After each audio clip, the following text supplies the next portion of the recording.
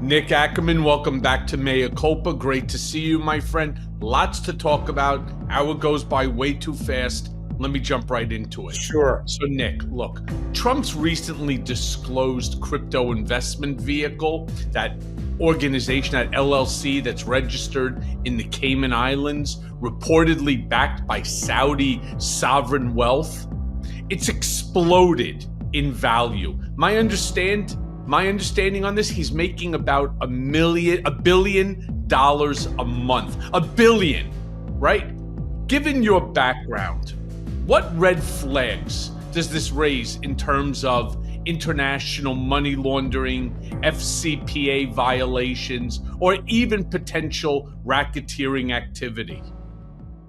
All of those flags, but it really comes down to one thing. It's simply graft.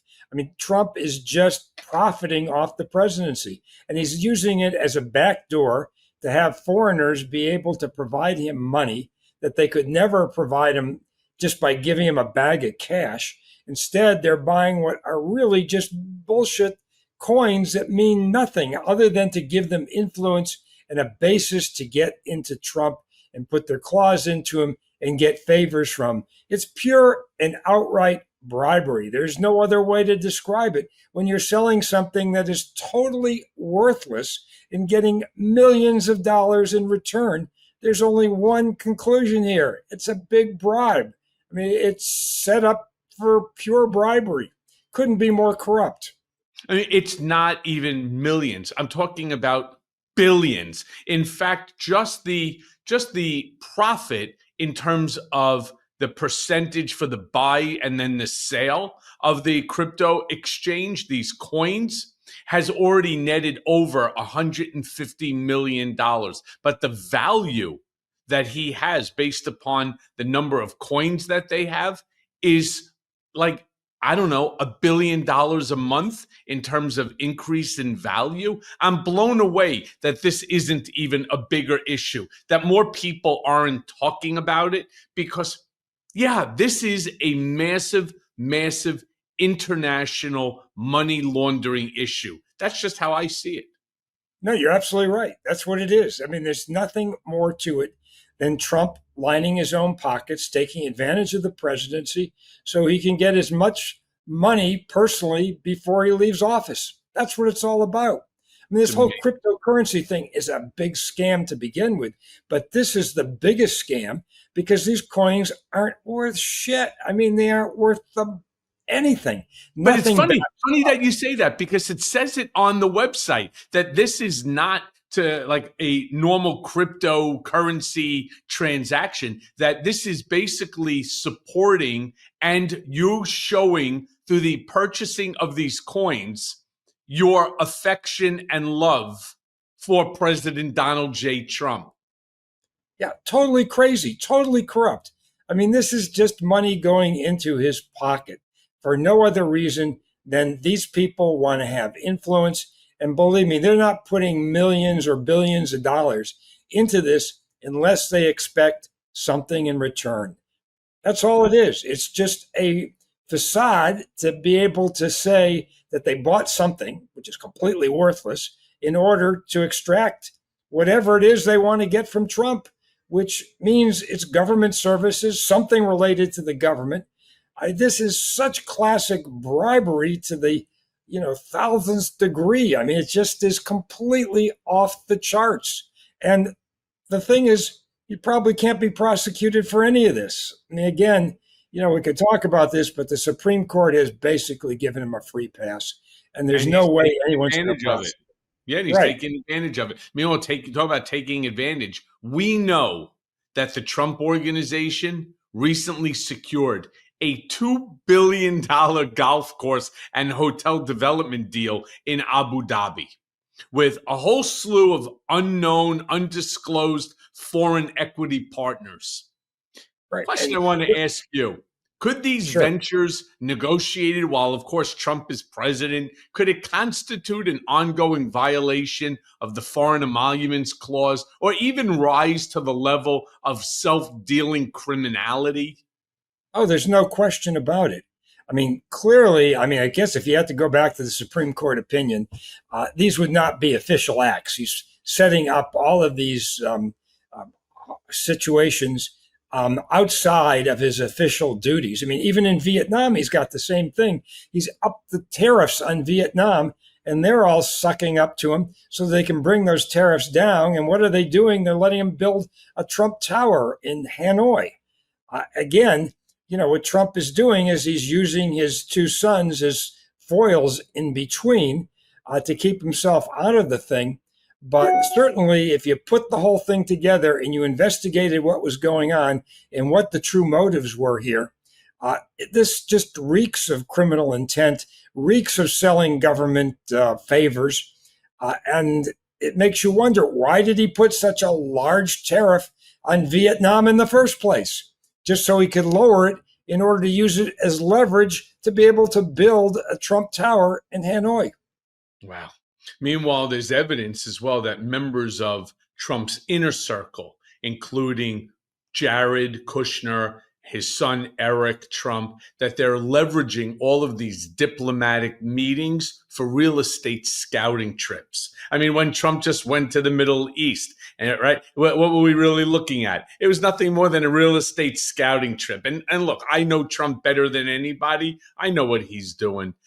My question is this just unethical grift, or could it be prosecuted under public corruption statutes?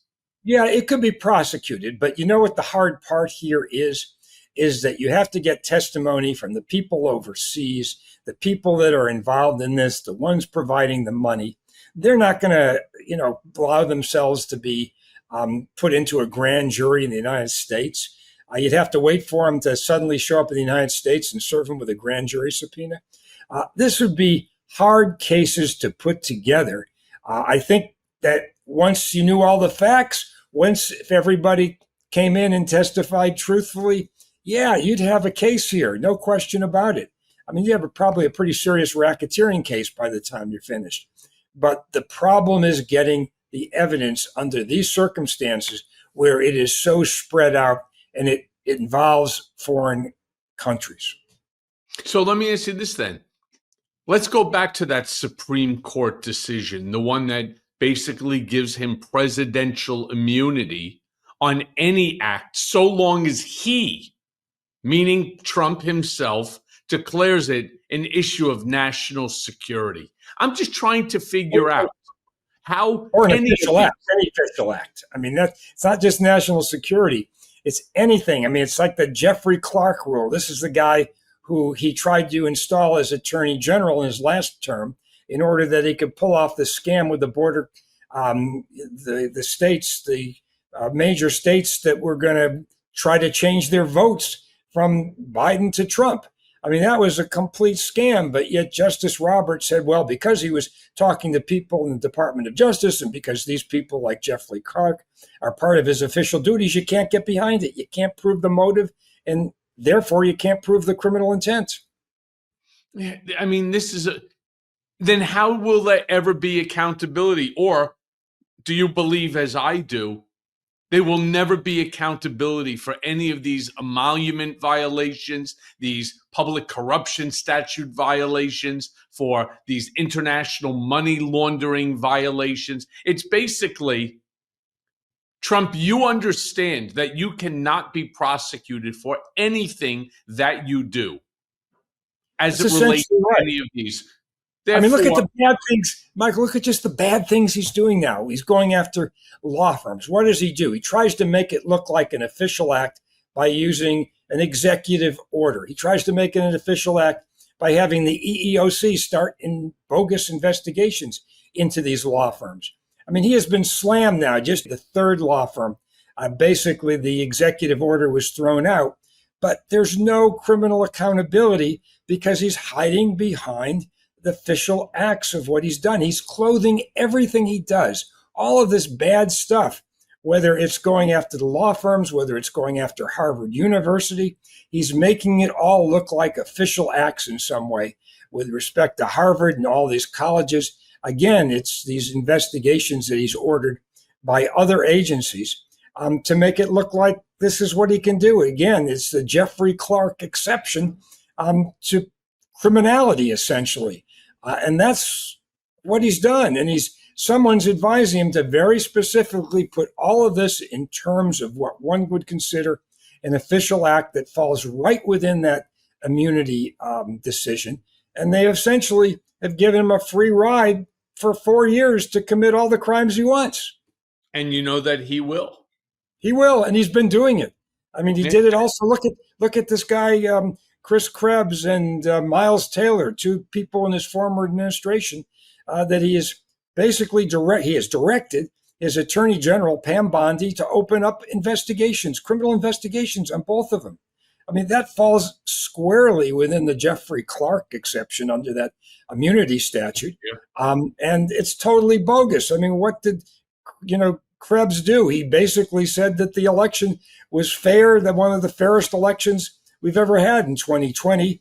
And the other guy, Taylor, all he did was basically write the anonymous opinion piece in the New York Times. And these guys are now being targeted by grand juries, which is completely outrageous. And in the day when I had been in the Watergate prosecution, we were investigating this kind of stuff that was done with Nixon's enemies list.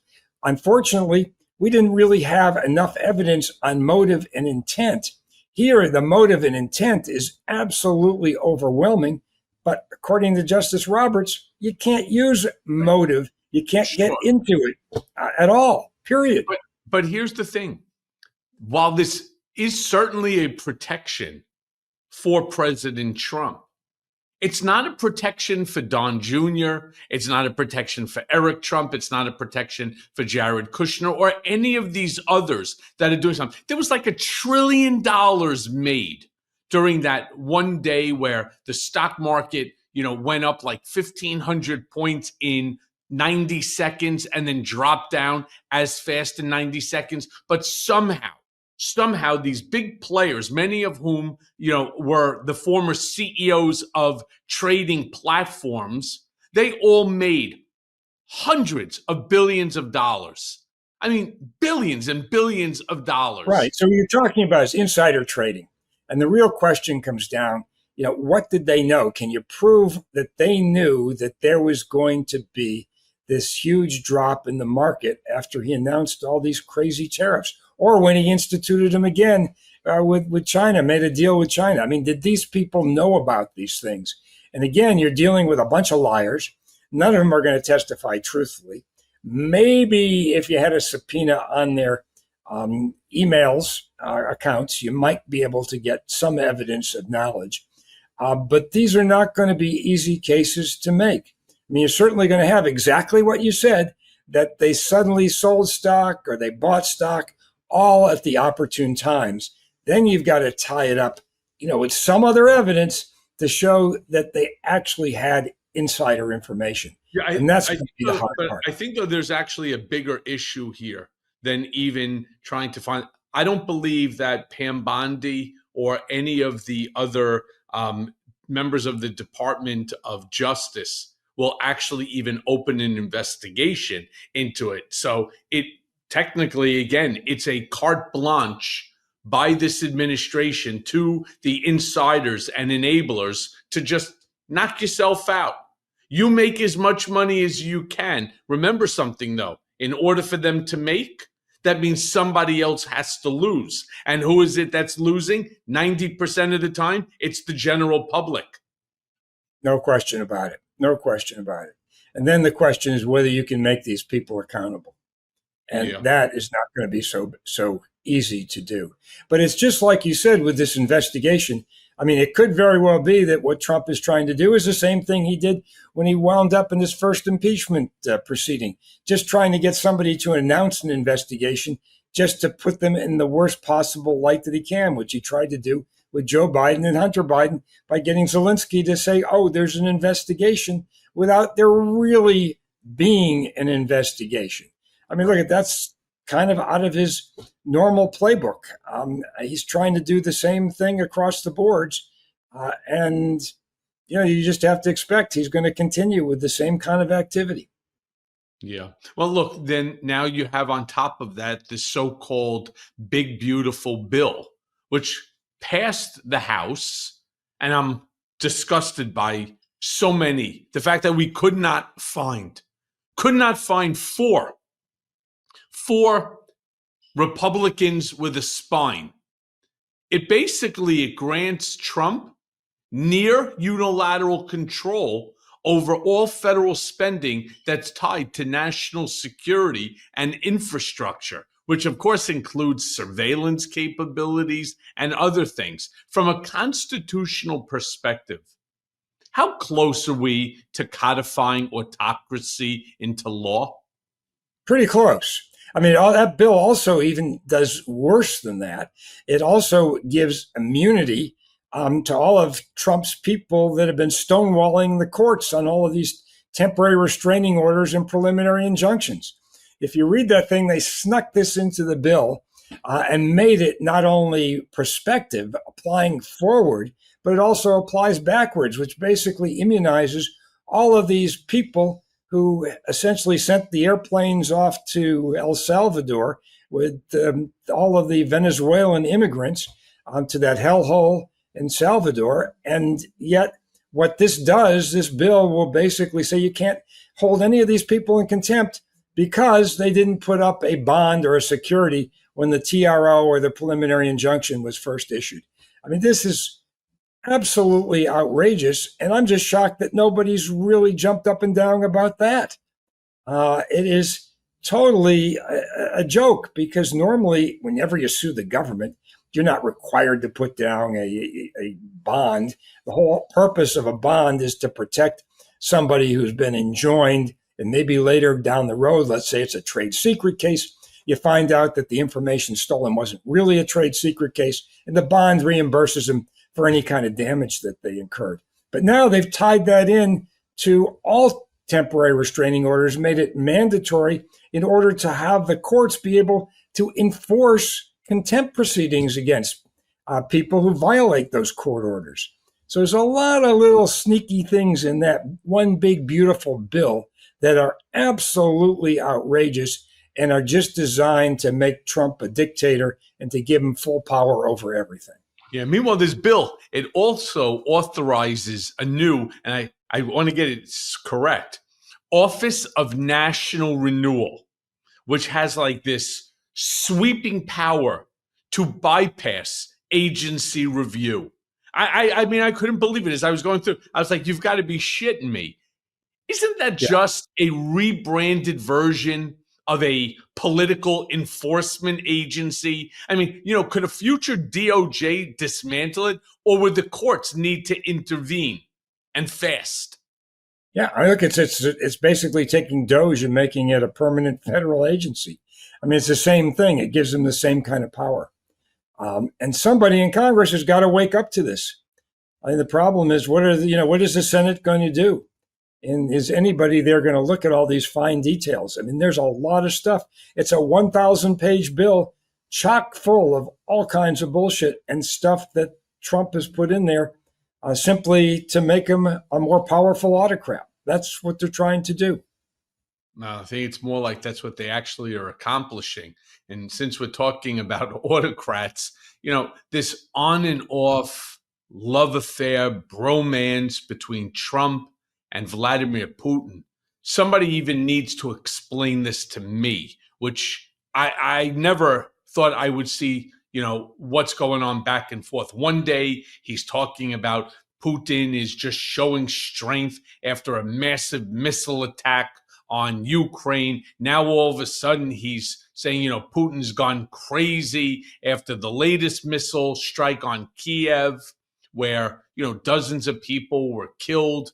This is both, in my opinion, morally revolting, but it's also geopolitically reckless. Totally reckless. Putin is playing this guy like a fiddle. He knows exactly what he's doing.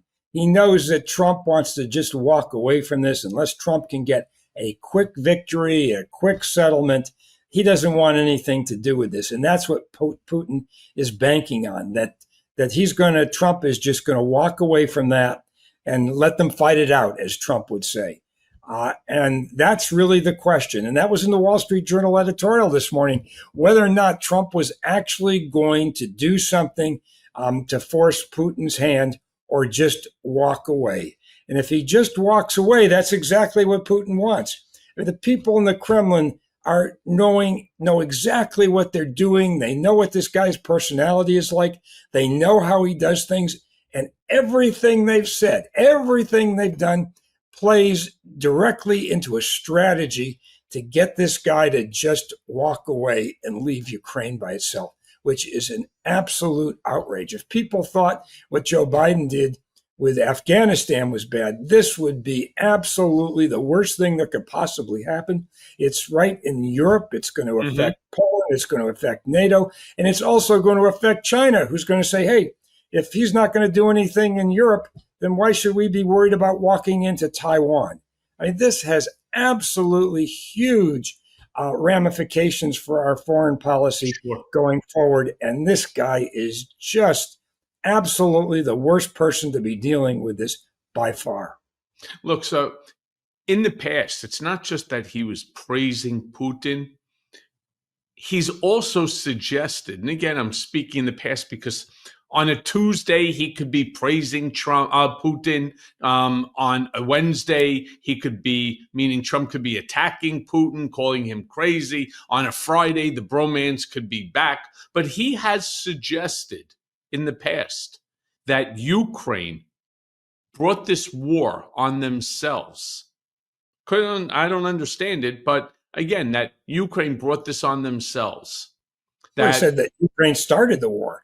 Right. I mean, that's the most absurd thing. That's like in a totally different reality universe. But not even close. This episode of Mea Culpa is brought to you by Graza, my new favorite olive oil. It's fresh, it's never blended, and it comes from a single type of olive, the Picual, straight out of Jaén, Spain, where over half of the world's olive oil is produced. So why Graza? Single origin goodness, that's why. Only one olive from one region. No mysterious blends. That means a traceable, a fresher product without mixing in any low grade or unknown oils. It's super fun. It has squeeze and spray bottles too. So there's no more messy tins or drippy spouts. Just aim, squeeze, and go. I mean, there are 3 types for any task that you have. One, they have something called frizzle. That's their newest, with a higher 490 degree Fahrenheit smoke point, which is perfect for frying, crisping, or grilling. Sizzle at 410 degrees Fahrenheit, which is an everyday cooking oil for roasting, marinating, and sauteing. Then they have something called drizzle, which is a bold, a punchy finishing oil that you sprinkle on your salads, you dip your bread in, or even you top it off on your ice cream. Look, let me be clear. My daughter is the actual chef in the house, and she uses olive oil on everything from pastas to preparing steak. I mean, not only does this cook well, it smells delicious. Plus, as a healthy eater, Graza's extra virgin oils, they are loaded with those heart and brain friendly polyphenols. So it's good for you.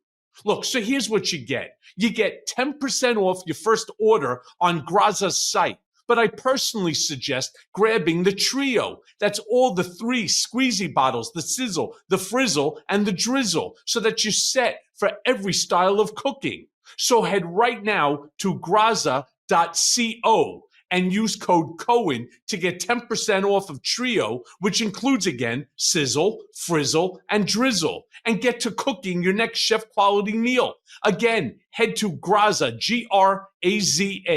graza.co, and use code Cohen, Cohen, to get 10% off the Trio. And I love saying it, sizzle, frizzle, and drizzle. So get cooking now. The question I really want to bring to you is, obviously you and I and my listeners, we all know that we don't have a legitimate functioning DOJ.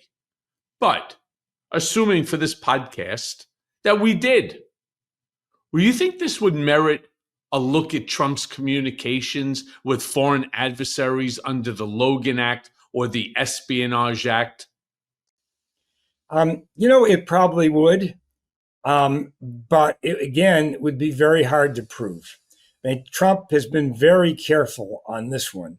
If you recall, when he met in this last term, he met with Putin twice without other people present. I think maybe his Right. wife was present for one of them.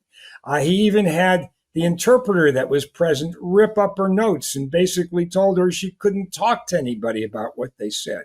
So that's going to be a pretty hard case to make. You know, whether Trump is just a useful idiot or actually involved in espionage, I don't think we're ever going to know that until ultimately we get the same thing that happened in the Kremlin a number of years ago, where there was essentially a coup and the new government came in, and we found out that Alger Hiss, was really a Russian spy. Right. I don't think we're going to find out any of that unless we can get into the Russian Could files. you imagine that we're even engaging in this type of a fucking conversation? I mean, we're talking It's about nuts. the president of the United States and a guy who I cared for deeply, I protected, I worked for a decade and a half. I'm actually in my mind as I was preparing questions to ask you, I'm saying to myself, if we had a legit DOJ, one that really cared about America, our Constitution, our rule of law, would they not be subpoenaing Trump's communications, whether it's on his cell phone or whether or not it's emails that other people in the we'll call it the Trump sphere, are talking and saying about what's going on with Ukraine and so on? Because I guarantee you, the way that these idiots, and there's no other way to put it, right? The way they use shit on Signal or on emails, understanding that once you put an email out there, even if they claim that, oh yeah, it's not there anymore, it's disappeared, it's been wiped out, that's bullshit. You can Never always disappeared. find it. Right. If you had the DOJ, if you had a Pam Bondi, making the demand for it, trust me, it would show up. But we're talking about the president of the United States potentially involved in Logan Act or Espionage Act type of activities. I can't believe what's going on in this country anymore. Yeah, look, it kind of happened with Nixon a little bit. We didn't really know what the story was when he was running for president in '68. He had somebody act as an intermediary with the South Vietnamese government to keep them from settling that war, because he was concerned that if it was settled, that Hubert Humphrey would have won the election. Mm-hmm. And Johnson knew about it. Others knew about it. And it never really came out until a few years ago when H.R. Haldeman, who was Nixon's chief aide, his notes came out, and it showed that he was actually interfering. It was a violation of the Logan Act, no question about it. Certainly in the Watergate, we never knew about it. I never found out about this until it came out in the New York Times. So it's not like it's been unprecedented. But with this guy, whatever Nixon did, this guy did 100 times more. It's just not even close. This is Watergate on steroids in the first administration, and now it's gone way beyond that. Absolutely. You're 100% right. The real problem here where we're falling down is that there are no checks and balances. The only check we've got on this guy are the courts. And he's trying to undermine that now as much as he can through this one big, beautiful bill, through going after judges and trying to put them into some kind of disrepute. And you don't have the normal checks and balances here. That's what we're missing. He's even trying to get rid of the independent agencies that normally check and balance the president. So that's where we're really finding ourselves slipping, is that we're getting out of what would normally be an atmosphere out there with checks and balances on the president. It even includes the press, for God's sakes. I mean, when you got the Washington Post that's owned by a guy that's got a whole conglomerate that's dependent on the U.S. government, he's pulling his punches. He's sucking up to Trump. You got the L.A. Times doing the same thing. Sure. So you're even on and then you've got the press like CBS News. Trump sues them on this bullshit claim about Kamala Harris's interview on 60 Minutes, that they somehow did something with the transcript of that to make her look better. It's a total bullshit case, but yet you've got Paramount trying to settle this case for real money when it's a completely frivolous bullshit case that ought to be thrown out because they want to get approval from the federal government to be able to sell their company to somebody else. They're trying to get approval for a merger. So all of this is just corruption up the wazoo, is all I can say. Never anything like this before. And what it's done is it's eroded our checks and balances, which has really been the key to our Constitution and the key to the way our government works. You know, you made a statement that what's going on right now is so much worse than Watergate. It's not the first time that I'm hearing the comparison to Watergate, and I'm thankful to have you on Mea Culpa as somebody who was so close to that. You know, I want to bring up for a quick second the end of, I shouldn't even say the end. They say maybe the last year to year and a half of the Biden administration, where Trump is making all of these allegations that everything was done via auto pen, that Biden didn't even know what was going on, that Biden didn't even know who the hell he was. Jake Tapper comes out with a book, and I've never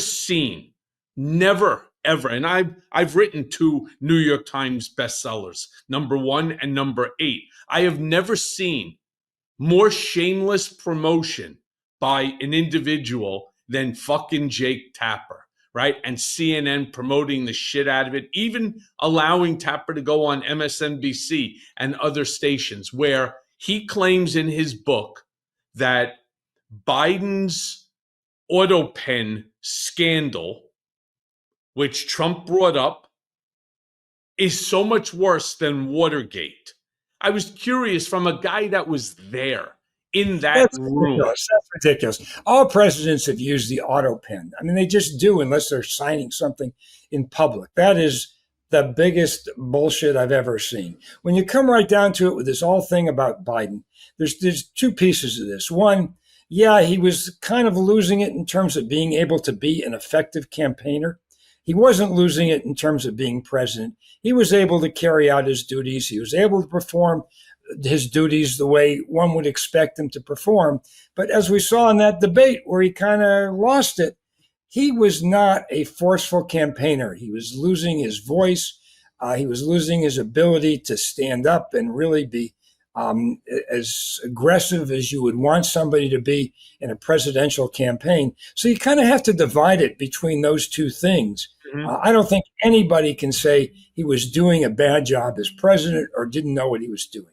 Well, that's not what Trump is saying, Nick. That's not what Trump is saying. What he's saying is that Biden didn't do anything, and that everything that was done was not done even with the president's authorization or knowledge, claiming again that Joe Biden was basically mentally unfit to remain in office. He should have stepped down or been removed, and that Kamala Harris should have taken over, and that every single executive act that was done, every bill that was passed, every document that was signed was done without Joe Biden's knowledge and all done via the auto pen.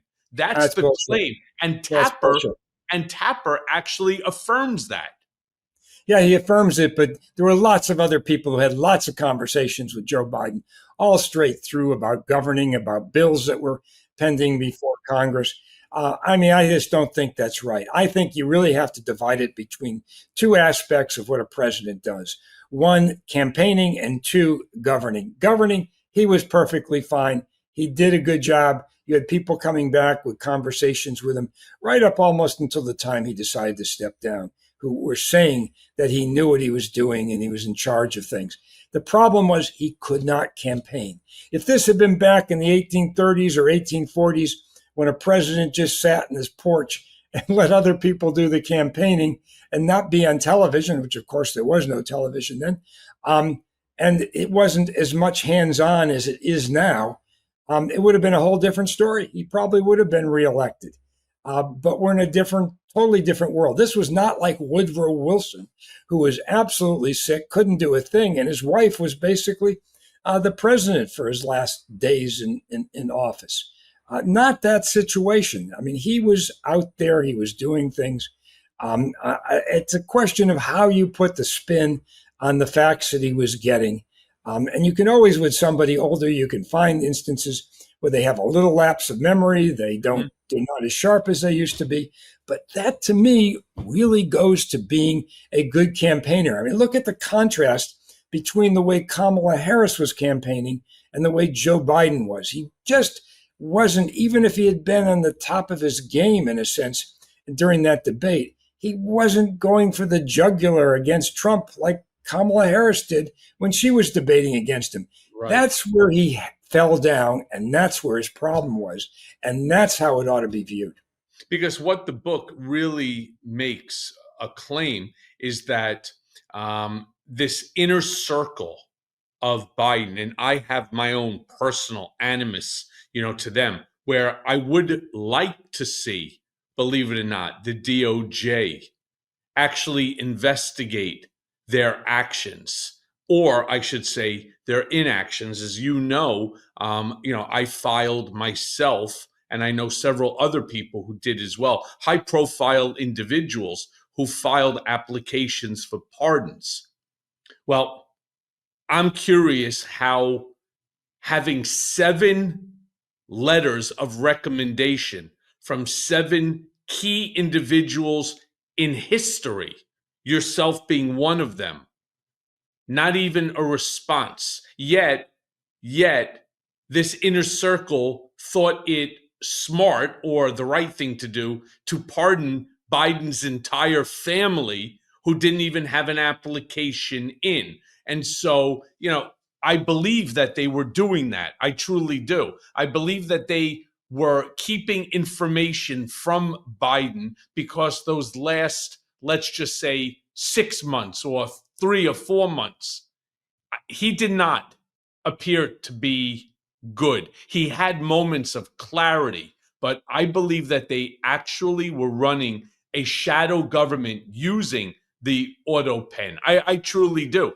because I can't imagine again how having my application with all the facts, testifying before 7 congressional, I never avoided a congressional subpoena. I appeared, I testified. I did that in a civil suit, in a grand jury suit. I testified before 2 grand juries, a criminal and a civil. I never did anything. And no restitution owed, no anything, first-time offender. You're really going to tell me that after everything that I didn't even deserve a response? Not even a response. Well, let me just push back on that a little bit. First of all, I'm not so sure that any president or even the pardon office gives a response as to what their ultimate resolution was or what they're doing. One of the things I was always concerned about your situation was that kind of the political toxicity of the whole thing could have been viewed that way by the president, by others. That is the reason why they didn't give you the pardon, even though you deserve the pardon. And I always thought there was going to be an issue there, just politically, and even to give a response, they'd be afraid to give a response that was written that somehow could be used. As to his family, clearly on Hunter Biden, I think Joe Biden, although he didn't express it this way, I think the real concern was that he was convicted on the tax situation. He could have very well wound up with prison time. And if he did, he would have been serving prison time in Trump's Bureau of Prison while Trump was president. Trump could have done the same thing that he did to you, putting him in solitary confinement. He could have made his life absolutely miserable, unlike any normal inmate that might be serving like what they did to me. Right. Yes, exactly. Right. And so, to me, the real reason why that pardon was justified was because why would anybody ever want to put their son in a position where Trump... But I'm a son of America, right? And he's supposed to be my president, Right.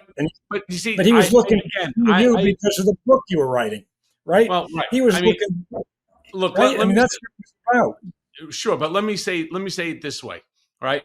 I truly don't believe that the inner circle actually discussed it with Biden. I don't. And I'd like to just find out if I'm right or I'm wrong. And I say this because Biden is not feckless. He never was. He was never one to walk away from let's just say, an adversity that was never really known as something that he would do, even though I take your point that it would be looked at as some political act, by Biden to stick it to Trump or whatever. Let's just talk for a quick second about Trump himself. The guy literally just pardoned Todd and Julie Chrisley. These two individuals were convicted. They're television, reality stars, convicted of tax fraud. And right now they were serving their time.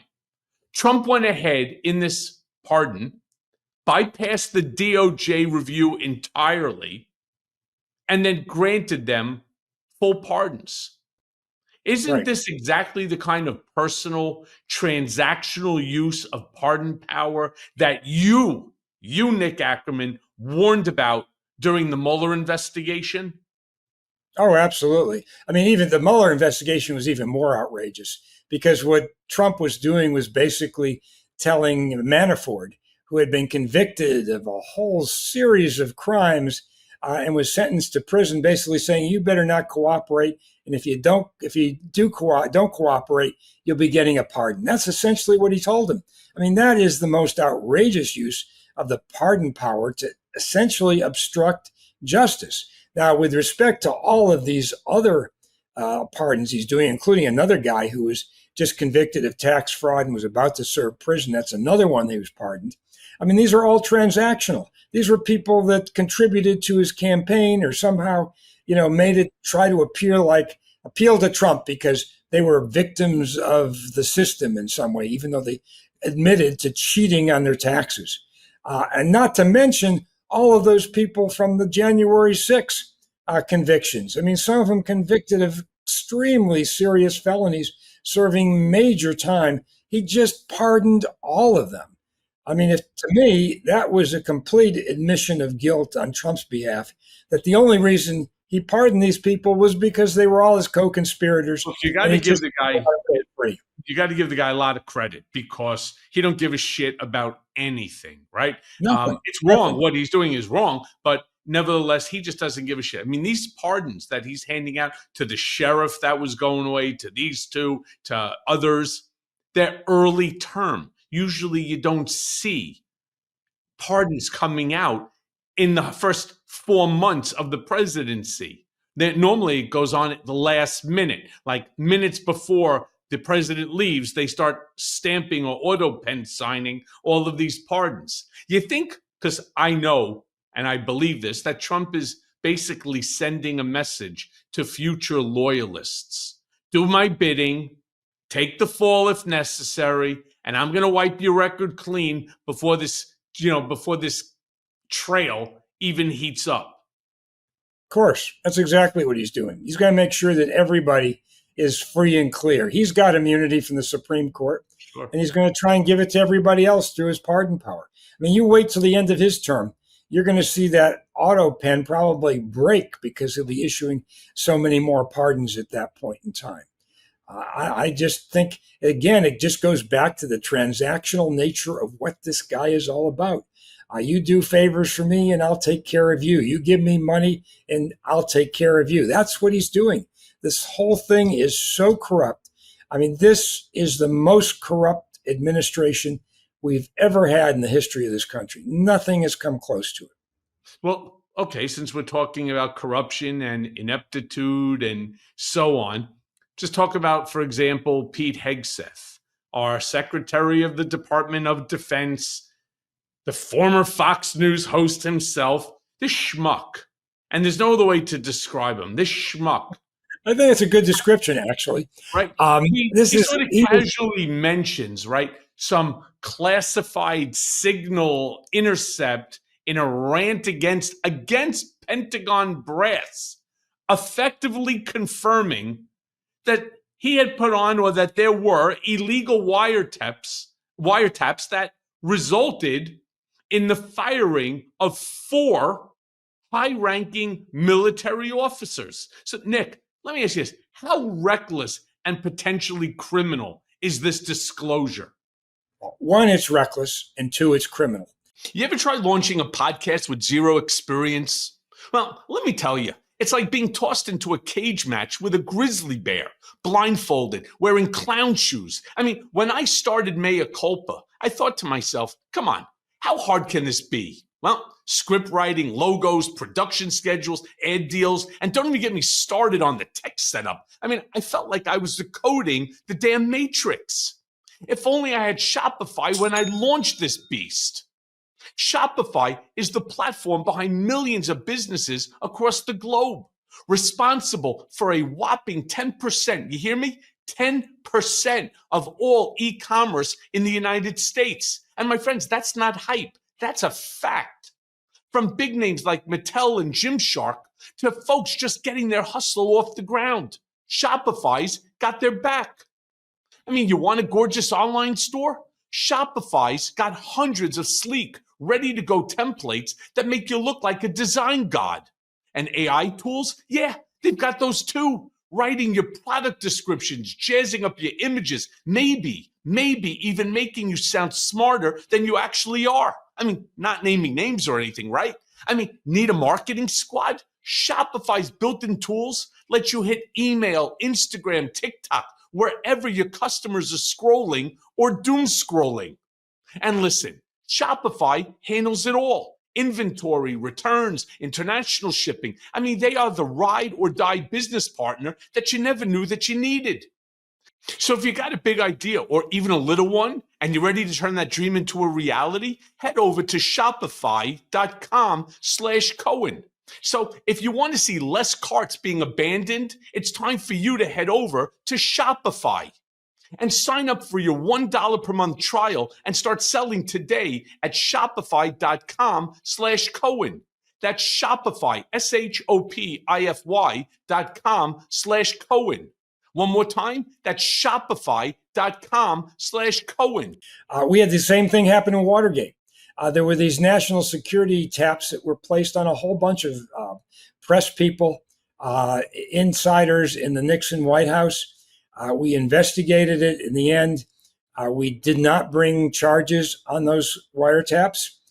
But certainly here, you can't just place wiretaps on people. You've got to go before a judge. You've got to show probable cause of a crime. You have to get approval for it. There's a whole procedure you do with wiretaps to make them legal. And clearly they were not done here. Now, of course, the problem is who is minding the store at Justice? I mean, it's Pam will do anything Bondi for Donald Trump. She's not going to prosecute him. There's no way. I mean, she'll find some way to justify it and say it's not a prosecutable case. And by the time a new administration comes in, the statute of limitations will have run. So I don't.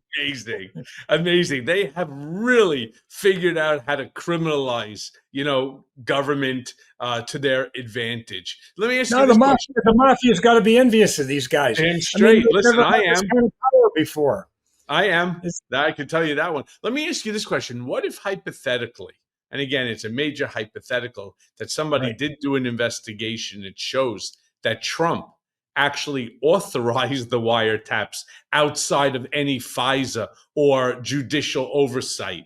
Could we be looking at that point at Watergate level surveillance abuses? And could Pete Hegseth be subpoenaed as a witness in an obstruction or an unlawful intelligence gathering case, assuming in 2026 that the House and or the Senate turn Democrat?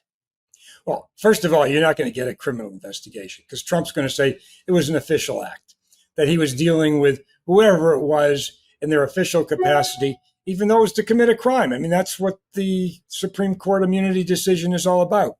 Under that decision, all of the people that were convicted in the Watergate prosecution, we wouldn't have had anything to do because there wouldn't have been any crimes. And Nixon has the FBI call up the CIA to tell him to get out of this thing. Actually, he had him call the CIA, call the FBI to tell him to stop the investigation. that wouldn't have been a crime. That would have been under the Jeffrey Clark exception. So that's not going to go anywhere. But keep in mind that immunity decision does not apply to impeachment. And certainly all of this stuff that Donald Trump has been doing could be the subject of high crimes and misdemeanors, straight from what he's doing to law firms, what he's doing to the universities and colleges, what he's doing to Krebs, what he's doing to Taylor. All of these things could be high crimes and misdemeanors, even though they can't be prosecuted in court, as well as ordering an illegal wiretap. The problem, of course, with all of that is that the practicality of actually having him removed from office is almost zero unless you got rid of essentially most of the Republicans that are in the Senate. And that's not going to happen. You're not going to be able to get a 2/3 vote to remove him. So, the exercise of impeaching him again doesn't really get you anywhere. Yeah, it doesn't get you anywhere. Not to mention, we'll end up with J.D. Vance moving on up, and then he'll just pardon Trump for everything because he's a complete sycophant. But since we're talking about the courts, again, Trump is just one brazen son of a bitch. He literally has flat out refused to comply with federal judge's orders, including this federal judge's order to return, as an example, the Guatemalan asylum seeker who was unlawfully deported by ICE. Right? You got a couple of those people, including Garcia, who was sent off to the hellhole in Salvador. I mean, you got a bunch of those people. And Trump has even admitted he could bring the guy back. Yes, but he has no intention to do it. But in your legal opinion, is this contempt of court? And if so, who could actually enforce it when the DOJ, again, is solely under Trump's thumb? Couple things here. First of all, what's going on, at least with the Garcia matter in Maryland, is the judge is trying to put together a record, either showing that they are completely not doing anything with respect to enforcing the Supreme Court's order, or that what they're doing is total nonsense. It's going to go back up to the Supreme Court. She's going to hold him in contempt. They'll go to the Supreme Court. The Supreme Court will order him to do it. In terms of contempt and the Department of Justice, the rule of law is that the district court, the federal district court, can actually appoint a private lawyer to prosecute criminal contempt. That's part of our, basic Supreme Court law. And what you first have to do, of course, is ask the Department of Justice to prosecute it. And if they don't, then the judge can, and of course they won't under this circumstance because of Pam Bondi, then what the court can do is get a private lawyer and have that private lawyer prosecute the contempt case. Then, of course, the problem comes up. The guy gets convicted. He gets to serve time. Where does he serve the time? It certainly can't be in the Federal Bureau of Prisons because Trump controls that. So they'd have to make some arrangement with a state organization to have them incarcerated. And on top of it, Trump could then just pardon them. So even though you've got a system in place to do this, there's lots of ways that Trump can put his hand into it and stop what's going on. Oh, and he would. Meanwhile, Trump literally just signed an executive order that strips Harvard of, I think it was like over $4 billion of research funding, citing as the basis for this executive order, which is, I think, the first time ever something like this has been done. Yes. He cited anti-American curricula, suspending all foreign student visas tied with the enrollment at the school. And of course, I'm talking about Harvard. Right. Could this be challenged immediately? It is being challenged. Absolutely. It is being challenged. And this is under the First and the 14th Amendment? Oh, no question about it. I mean, right now, there's two parts to that Harvard case. The one is the business about the students, the foreign students not being permitted to be at Harvard. Already, there's been a temporary restraining order that's been issued by the judge. She did it without the other side even being present because she knew, and they knew, that if this allowed to go for one day more, they'd be losing all their foreign students. And there's a hearing this Thursday in federal court in Boston for a preliminary injunction. And I guarantee you they're going to get that preliminary injunction. And then they're going to file for summary judgment, just like the lawyers did in these cases relating to the law firms. The second part of this case has to do with what you mentioned before, which is all of these various fundings and grants that go to Harvard for research, et cetera. There is a schedule now in place where the government, not the government, but Harvard is going to be filing its motion for summary judgment on June 4th. And there's a whole schedule set up for that. And I would suspect in the next couple months, you're going to see the judge ruling in favor of Harvard and granting summary judgment and directing that all of these monies be sent back to Harvard. I mean, it is so off the charts, so outrageous. The best evidence Harvard has against Trump is this letter that was sent on April 11th, basically showing that the Trump administration wants to take over the whole university. They want to tell Harvard who to hire, who to accept as students, how to operate their university, what courses they can teach and can't teach, and then to put a monitor in charge of the whole thing to make sure that it's done the way that Trump wants it done. So there's no way this is ever going to get past the summary judgment, and there's no way any court's going to reverse this. I mean, he's going to be slammed just like he's been slammed, as he has been, with the 3 law firms that have already gotten summary judgment and dismissed his executive order. The same thing's going to happen here. And all of this being done in the name of anti-Semitism. Look, Nick, the hour goes by, like I said at the beginning. It goes by, unfortunately, way too fast because I got a million more questions, for you. But here's my final question for you. If you were building the prosecutorial roadmap to hold this administration accountable in, let's just say, 2029, right? If God willing, a new administration, if there's even going to be an election, right, in 2028, right? So January of 2029, if you were building this prosecutory roadmap after, of course, Trump gets pushed out, what case would you start with? And what's the smoking gun that you're watching for right now? Well, I think there's a lot of them, but they're buried in emails. They're buried in directives, but some of the stuff is right out in the open. I mean, these executive orders are just so blatantly illegal, and there were other people that were involved in them. So the question, of course, is the Supreme Court going to permit other people to be prosecuted based on what was done? Because their argument's going to be, well, if the president's immunized and we're carrying out the president's duties, the same reason you gave him immunity is why we should get immunity. So there's a lot of problems with that. And there's also problems with really just gathering evidence right now. No one's out there. There are no independent, inspector generals that are out there that can gather evidence at this point. Wow. Most of it's going to get destroyed by the time he leaves office. There's going to be bonfires all over Washington, D.C. So it's going to be very difficult to actually make cases on this stuff because, again, there's no independent Department of Justice. This is the first time in a long time, maybe ever, that we've had a Justice Department that is controlled by the president to the extent that he's essentially saying, I'm committing crimes and there's nothing you're going to do and you're going to let me do it. And the Supreme Court's let me do it anyway. So that is the real problem here.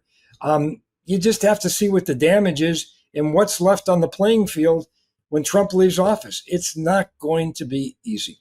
Yeah. Well, it wasn't easy when Bill Barr was doing it as well. Nick Akerman, thank you, my brother. Great to see you. Definitely have to have you back because me personally, I'm curious to see how these smoking guns continue, to sort of escalate day by day, by day by day. And it's amazing. By hour.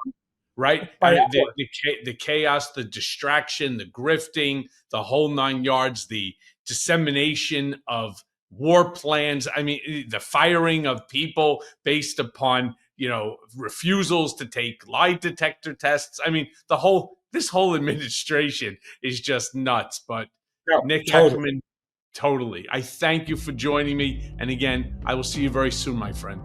Great to be here. Thank you.